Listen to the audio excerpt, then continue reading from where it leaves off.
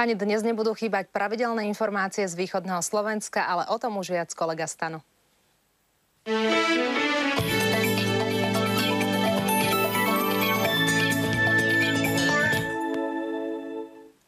Aj napriek tomu, že tento rok prijal pestovateľom, tuzemské ovocie je pre východniarov stále drahé. Za jablká, ktoré sú najbežnejším ovocím našich záhrad a sadov, v supermarketoch zaplatíte aj 50 korún za kilogram.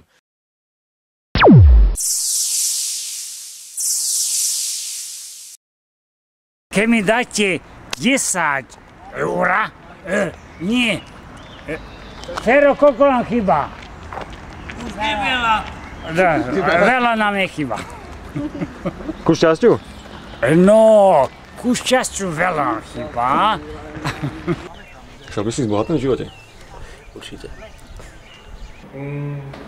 Áno, aj každý človek. Ten, kto nechce zbohatnúť, ti klame. Myslíš? Určite.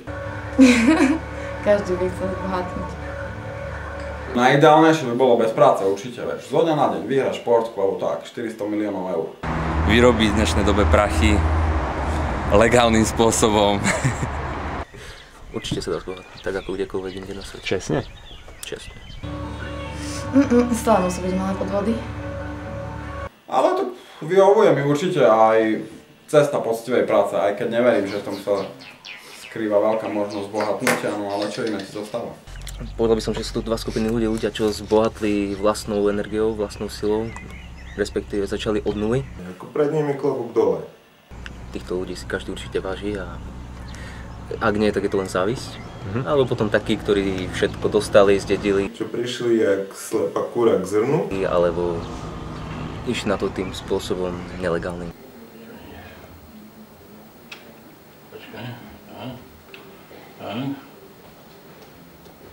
Keby som robil niečo proti zákonu, som dávno zatvorený. Mikuláš Vareha je bývalý policajt. Pred 12 rokmi zhodil uniformu a pustil sa naplno do podnikania. Má viac než 100 firiem, jeho podnikateľské aktivity sú priam bezbrehé. Víno, pumpa, box, zoo, drevo, dobytok, doprava, sady. Takmer všetko, čo Vareha stavia, je podľa starostu obce Bara nelegálne. Stavba, ktorá je na vode a nie je spevnená pojedená so zemou, nepotrebuje žiadne stavebné povolenie. To je medzera zákona, to nemôže sa rovno riešiť. Pri slovenskom Novom Meste je pumpa pána Varehu s príznačným názvom Agent 007. Tvrdí, že celý tento drevený komplex nepotrebuje stavebné povolenie, lebo nie je pevne spojený so zemou a preto podľa zákona nie je stavbou. Čo je toto, keď nie stavba? Niečo, čo ani nie je. Prístrešok?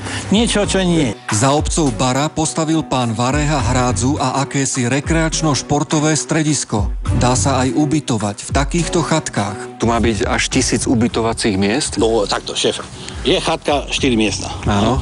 Tieto vinice sú moje, áno? Ja aj keď položím kolo vinice 500, nikto mi to nemôže zabraniť a neporušil som zákon. Vareha má v majetku firiem desiatky miliónov eur. Starosta nechápe, odkiaľ na to berie, lebo jeho podnikateľské aktivity ani náhodou nie sú také výnosné. Kontrolnú činnosť vykonávame helikopteru, aby sme stíhali. A tu s ňou pristávate? Aj tu, áno. Kto je Mikuláš Vareha, na to ťažko odpovedať. V lani v Maďarsku ho pasovali za maltézkeho rytiera. Ale miestni ľudia sa potichu pýtajú, komu prepiera peniaze a prečo sú naňho úrady aj polícia krátke. Je to priestupok? Tak do toho ideme. Keď bol trestný čin alebo prečin, do toho nejdem. Polícia ani štátne orgány nie sú schopní zastaviť. Pokiaľ máme takých ľudí na všelijakých funkciách, nič by si nedosiahli, keby sme čakali nejaké povolenia. Super. Lebo furt takto by povedal, komu jemu, tá čo si. To sa baví o mne.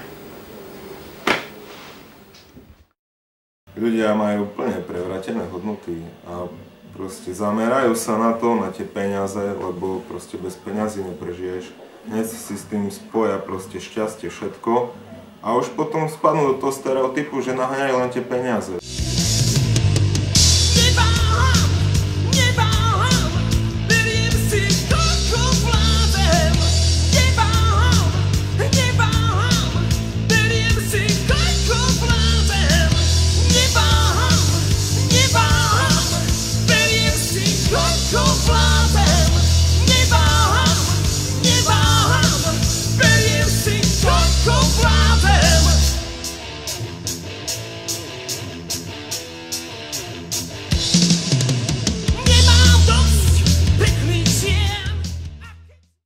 podstatné to, že robím niečo iné ako ostatní, áno. To znamená, že chovám veľa kráv, veľa oviec, už u mňa to je nuda, áno. To je niečo iné. Tak som povedal kolegovi, ideme do Afriky a kúpime stádo slonov. Jeden kamiel slonov, každý sa smie. My tie stádo slonov fakt kúpime. Naložíme víno, naložíme klobásu, chleba a nájdeme nejakého domorodca na nejakej africkej tejto ostrove. Máme svoju loď, Horvátsku, námornú a kúpime. Donesieme stádo slonov.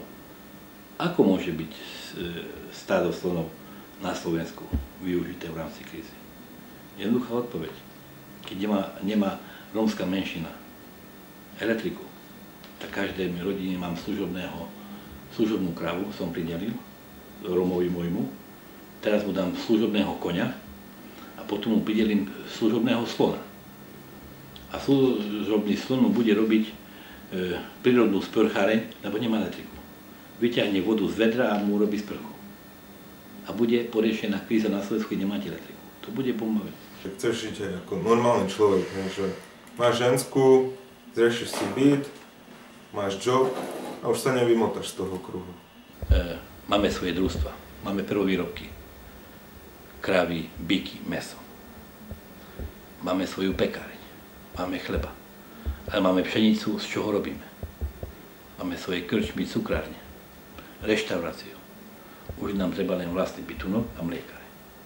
A máme vlastný štát.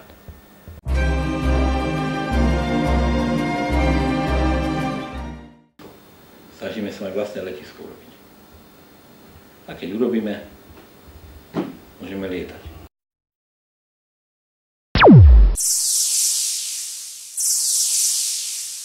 Čo pociťujem ako občan za pochybné, je činnosť našej vlády. Vlády se zmocnily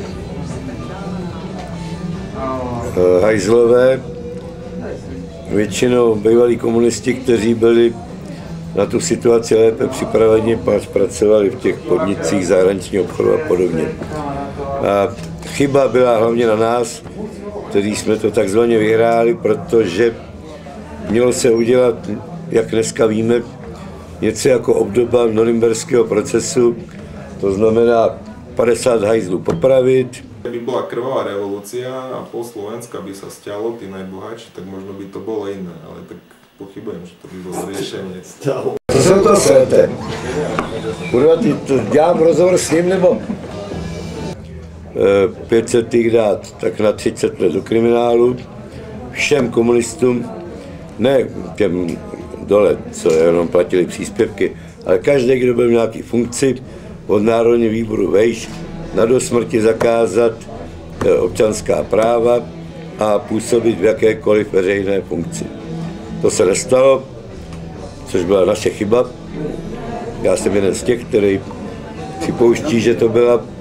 My jsme říkali, my jsme lepší než oni a budeme na ně hodní a tak dále. Oni si uvědomí, jaký byli hajzlové. Nic z toho se nestalo samozřejmě, protože zlosina nepřevychováš láskou. Ich správanie je v rozpore so správaním sa kultúrneho človeka.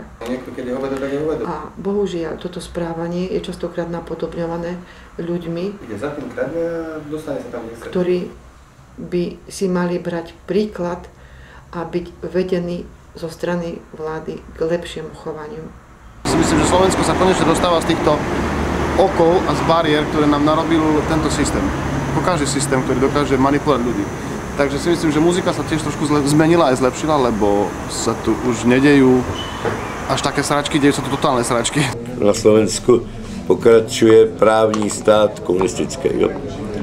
Když mi někdo řekne, že žijeme v právním státě, tak se směju. A konečne každý mladý človek, tak ako aj vy, zastavia ľudí na pumpe a sa ho spýtajú na jeho názor. No, prostě jsme to posrali a je to na vás mladých. My jsme taky bojovali, tak teď zase bojujte.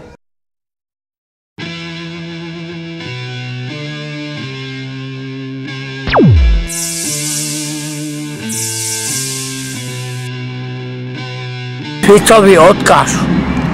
A Gašparičovi... Keď sa stretneme v Leopoldove, ujde potom, že? Tam je